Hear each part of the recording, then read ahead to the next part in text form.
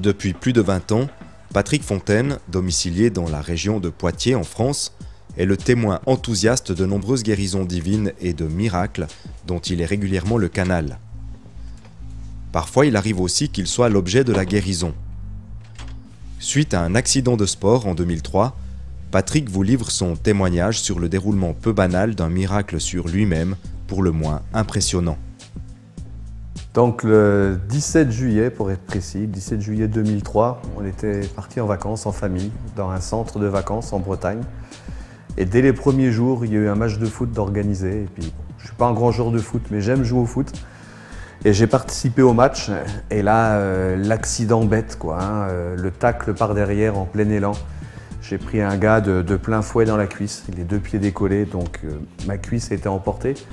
Sur le coup, j'ai cru que c'était une grosse béquille, on appelle ça, mais ça faisait beaucoup plus mal qu'une béquille. Et puis le muscle, en refroidissant, la douleur était intolérable, quoi. Je ne pouvais plus faire aucun mouvement. Et je ne reconnaissais pas ma jambe, quoi. Toute ma cuisse était remontée, ça faisait un creux. Mon genou bougeait dans tous les sens, je pouvais le faire bouger comme je voulais. Donc là, on est parti d'urgence à l'hôpital. On a bien vu que quelque chose n'allait pas. Et puis là, j'attendais au service des urgences. Et la souffrance était telle que j'ai fait un malaise vagal. Donc du coup, ma prise en charge a été beaucoup plus rapide. Et là, bien sûr, j'ai vu un médecin. Je suis médecin généraliste, installé dans la Vienne, et je soigne la famille Fontaine depuis 1995. Ce muscle, quand il est désinséré, se rétracte, forme une boule, qui est comme une boule au niveau de la cuisse, et ça laisse un sacré trou juste au-dessus de la rotule, et la personne ne peut plus du tout soulever la jambe tendue. Donc c'est évident cliniquement, on peut déjà voir qu'il y a une rupture du tendon quadricipital. Le diagnostic clinique, je l'ai là, hein, c'est carrément son manuscrit. Lui, il a constaté hématome dans la cuisse, rupture du tendon rotulien du quadriceps, puis malaise vagal, bien sûr. Donc on m'a fait une échographie pour confirmer le diagnostic. Et l'échographie, elle est claire. Donc j'ai l'échographie juste ici. Et puis on voit mon petit tendon qui pend ici. Et donc le radiologue a confirmé une rupture du tendon. Et après, ça a été lu par le chirurgien orthopédique, hein, qui est spécialiste du genou, de la chirurgie du genou, de l'arthroscopie. Et parce que moi, je ne tenais pas à me faire opérer. En fait, en Bretagne, je voulais être rapatrié à Poitiers. Et là, il écrit une lettre, comme convenu par téléphone. Je vous envoie, monsieur Fontaine Patrick. Il souffre d'une rupture du tendon du quadriceps. Donc vous trouverez 6 juin le dossier radiologique. Et puis il y a son tampon, il y a la date, le 18 juillet. Donc c'est confirmé médicalement, j'ai une rupture du tendon du quadriceps. Une fois dans ta chambre d'hôpital, Patrick, qu'est-ce qui se passe? Et bien là, c'est le désespoir complet. Désespoir complet, déjà je souffre. Je suis arrivé un soir, donc pas moyen d'avoir des anesthésiants efficaces.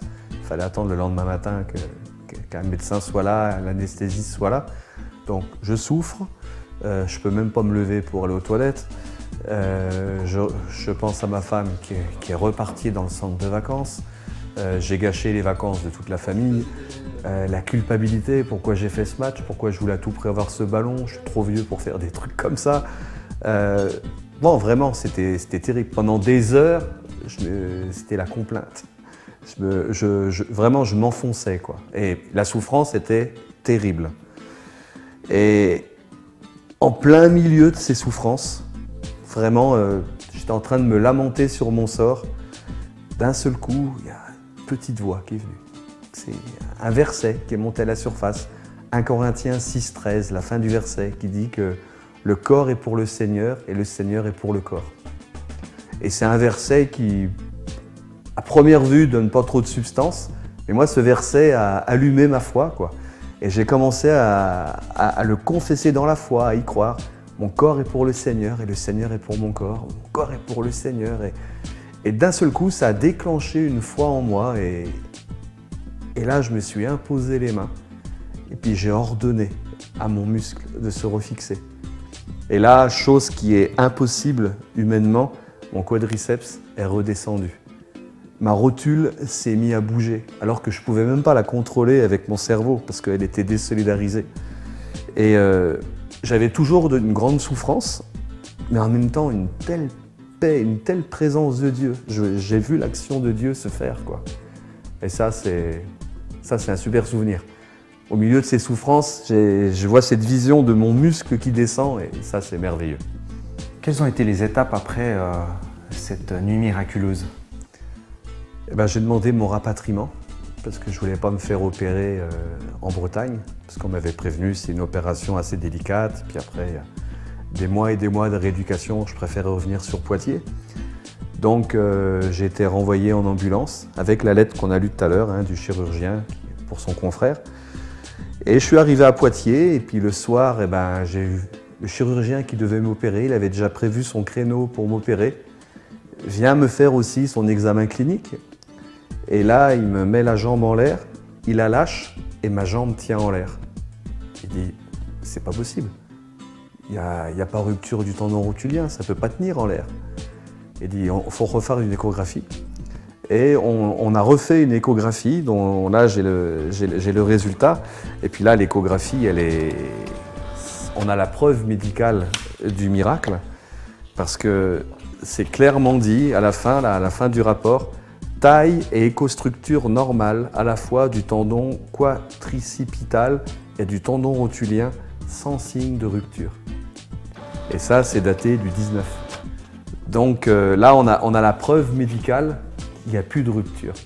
À l'échographie, on voit sur la première échographie immédiatement après l'accident qu'un lambeau du muscle quadriceps a été remonté au-dessus de la rotule et qu'il y avait quand même un liseré complètement noir qui indiquait qu'il y avait un choc, qu'il y avait une rupture du tendon au niveau de l'échographie.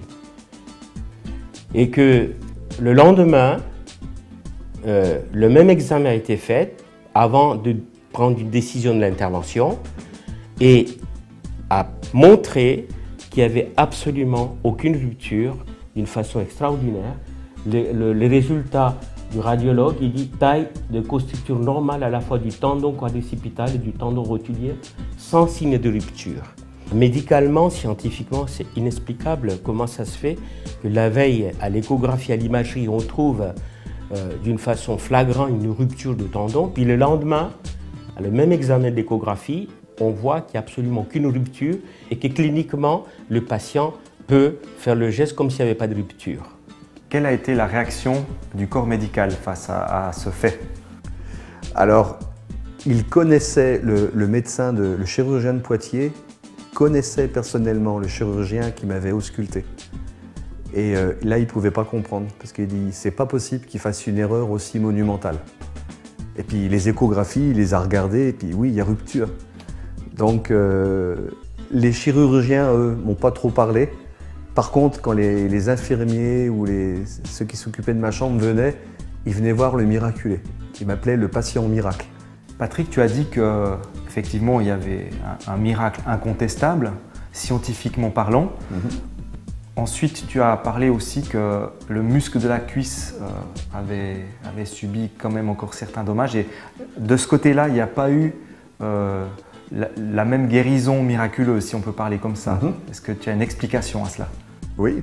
Donc le miracle a vraiment eu lieu au niveau du tendon. Maintenant, mon muscle était sidéré. C'est un terme médical. En fait, sous le choc, il a cessé de fonctionner. On le dit souvent pour la psychologie, être sidéré, c'est être sans réaction. Bon, là, le muscle restait sans réaction, il y avait un hématome énorme. Et là, je n'ai pas eu de miracle, j'ai juste eu une convalescence normale. Le miracle a eu lieu au niveau du tendon et ça m'a demandé un bon mois pour que mon muscle refonctionne, quoi. Donc, Dieu aurait pu faire un miracle au niveau musculaire, mais il n'était pas obligé de le faire parce qu'il y a aussi un processus de guérison qui est là.